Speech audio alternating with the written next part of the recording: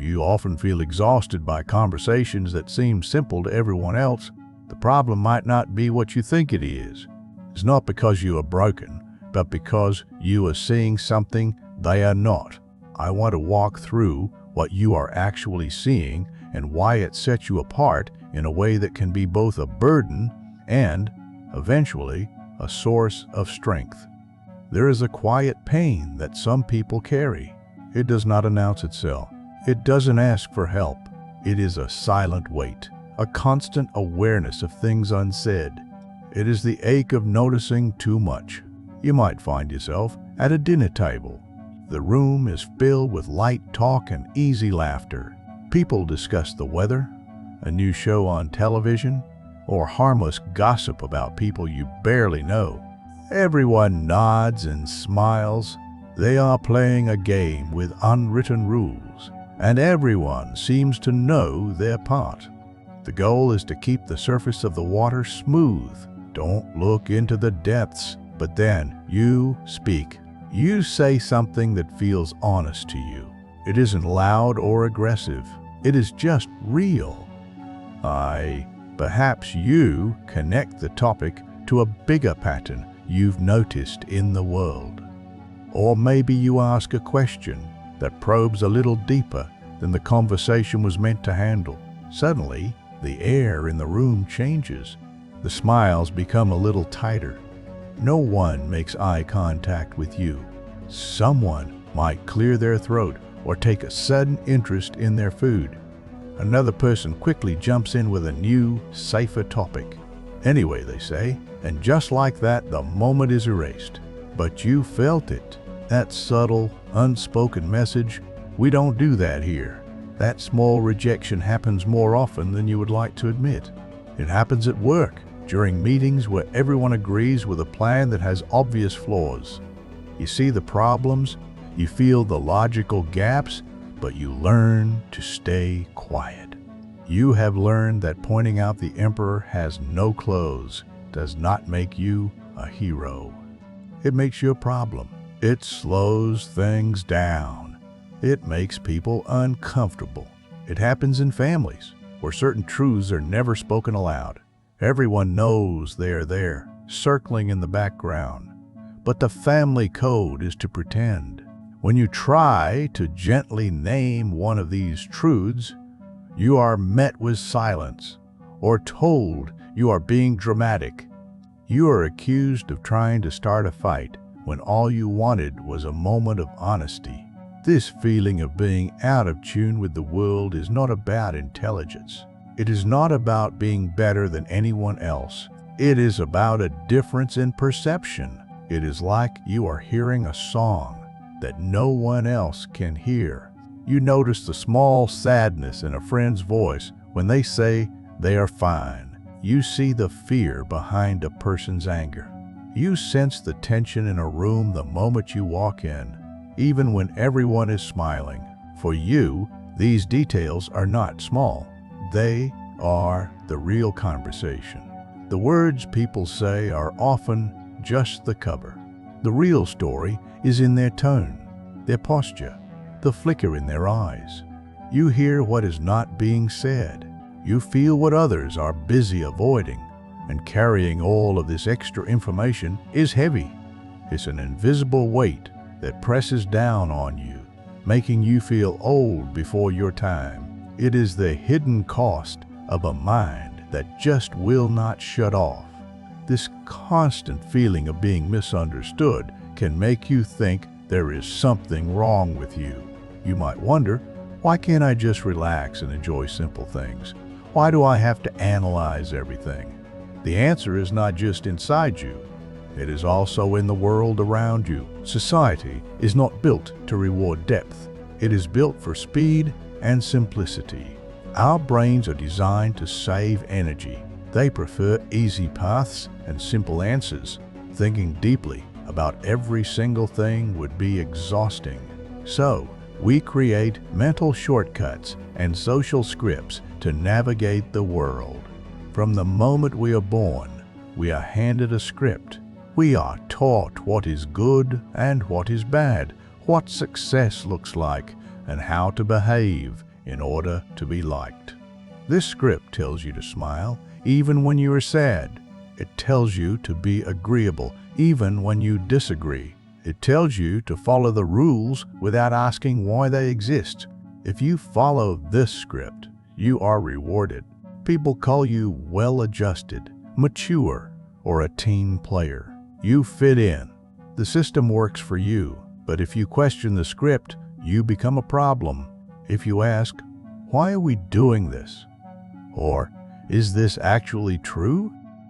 You are disrupting the flow. You are making people use energy they would rather save. You are forcing them to look at things they have been taught to ignore. In response, they give you labels.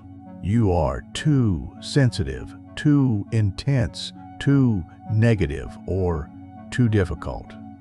These labels are not really about you. They are a defense mechanism. They are the system's way of saying, please go back to the script. The psychologist Carl Jung had a term for this. He called it mass-mindedness. It is the state of thinking in a collective, of absorbing the ideas and values of your culture without ever questioning if they are truly your own. A person in a state of mass-mindedness does not think, they repeat. They defend what they have been taught because it is familiar and safe. The world we live in encourages this. It wants predictable citizens, predictable workers, and predictable consumers. Followers are profitable. They buy what they are told to buy. Followers are manageable. They do not disrupt the established order. A person who thinks for themselves is none of these things. A person who sees beyond the script is a wild card. They cannot be easily controlled or predicted. So, the systems we live in, from school to the workplace, are often designed to discourage deep, independent thought. In school, you are often rewarded for memorizing the correct answers, not for asking creative questions. You learn to sit still and be quiet. At work, you are told to follow procedures and meet targets. Your performance is measured by your productivity, not your wisdom. The message is clear. Do not stray from the path. Do not ask the difficult questions. Your job is to follow, not to lead with your mind. The system is built on a fear of the unknown, and a person who thinks deeply is always exploring the unknown. But let's be honest with ourselves for a moment. Is it possible that this feeling of being a deep thinker is sometimes an excuse? It is a comfortable story to tell ourselves when we fail to connect with others. It is easier to say, they don't understand my depth, than it is to say, I am not very good at communicating with people. Perhaps the problem is not always that the world is too shallow. Perhaps, sometimes, we are not trying hard enough to build a bridge. A person can have very deep thoughts, but be very clumsy at sharing them. You can understand a complex idea, but if you cannot explain it in a way that others can receive, the idea stays locked inside your own head. Communication is a skill. It requires empathy. It requires meeting people where they are, not where you wish they were. Feeling misunderstood can also become a part of our identity. It can feel special. It sets us apart from the shallow crowd and makes us feel unique. There can be a certain pride in being the only one in the room who gets it, but this can be a trap. It can lead to a kind of intellectual arrogance. It can make us stop trying to connect with people because we have already decided they are not worth the effort. We might even look down on simple pleasures or light conversation, judging them as beneath us. This is a lonely way to live. It builds a wall around us, not a sanctuary. A truly deep person, perhaps, understands that wisdom can be found everywhere. It can be found in a child's question, in a simple story, or even in a moment of shared, easy laughter. Depth does not have to be serious all the time. So we have to ask ourselves the hard question: are we using our depth as a shield? Is it a way to protect our ego when we feel rejected or lonely? Are we hiding behind our complex thoughts to avoid the messy, difficult work of being human with other humans? Acknowledging this possibility does not erase the real pain of being misunderstood, but it does give us some of our power back. It reminds us that we are not just passive victims of a shallow world. We are active participants in our own lives, and we have a choice in how we try to connect with it. Even if it is not an issue of ego, there is a real cost to seeing the world this way. A mind that is always observing, always analyzing, and always feeling is a mind that gets tired. This exhaustion is not just mental, it is a deep spiritual weariness. People who think and feel deeply often act like emotional sponges. They walk into a room and absorb the feelings that are floating in the air. They can become a magnet for the unspoken pain of others. Friends, family, and even strangers seem to sense that you are a safe place to put their heavy feelings. They will tell you their secrets, their fears, and their regrets. In psychology, there is a concept called projection. It is when a person takes their own unresolved emotions and unconsciously places them onto someone else. People do this with you because you seem calm, stable, and empathetic. You listen without judgment. You offer insight. At the end of the conversation, they feel better. They feel lighter, seen, and understood. But you are left feeling drained, as if the air has been sucked out of you. You have taken on their weight, and you are left to carry it alone. This creates one-sided relationships. Your friendships can start to feel like therapy sessions, where you are always the therapist. Your conversations become emotional rescue missions. People come to you for support, but they often disappear when you are the one who needs someone. You are seen as the strong one, the person who has it all together. No one notices that you are slowly disappearing under the weight of everyone else's needs. Your own thoughts get quieter, and your own needs become blurry. When you finally cannot take it anymore, you pull away. You set a boundary. You say, "I need some space," or you simply stop answering the phone. The reaction is often confusion or anger. You are called selfish, cold, or distant. They do not understand that your silence is not a rejection of them.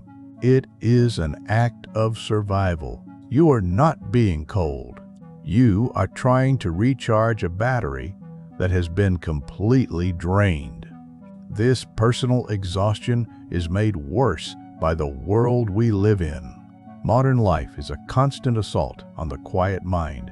Every day we see thousands of advertisements and media messages. Each one is carefully designed to make you feel like you are not enough. You are not thin enough, not rich enough, not happy enough. Buy this product, chase this lifestyle, fix this flaw.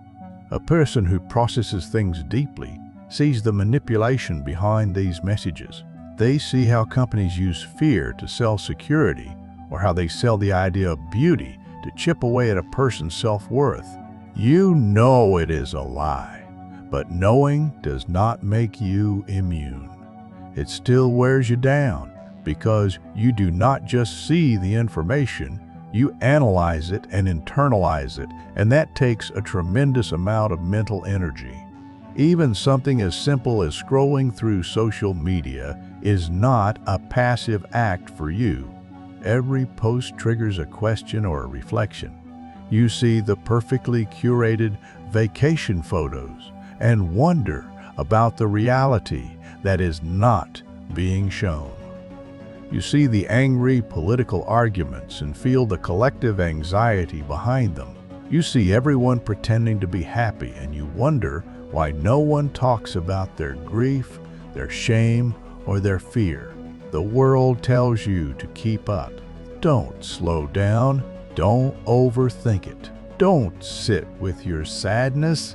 Just numb yourself and keep scrolling. But you cannot. Your mind is built to ask why. It is built to search for meaning. So you pause, you reflect, and you feel. And in a world designed for distraction, pausing is an act of rebellion. But it is a rebellion that often comes at a great personal cost. It leaves you feeling drained, isolated, and profoundly tired. So you see the script the world wants you to follow.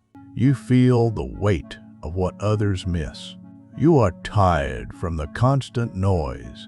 The question is, what do you do now? Do you try to crush your own nature to fit in, or do you find a new way to live?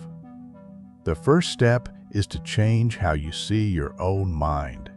It is easy to view this way of seeing the world as a burden, but it can also be seen as a responsibility. If you see more than others, perhaps your task is not to feel bad about it, but to learn what to do with that sight. The psychiatrist Viktor Frankl, who survived the Holocaust, wrote about the human search for meaning. He believed that we cannot always choose our circumstances, but we can always choose our response.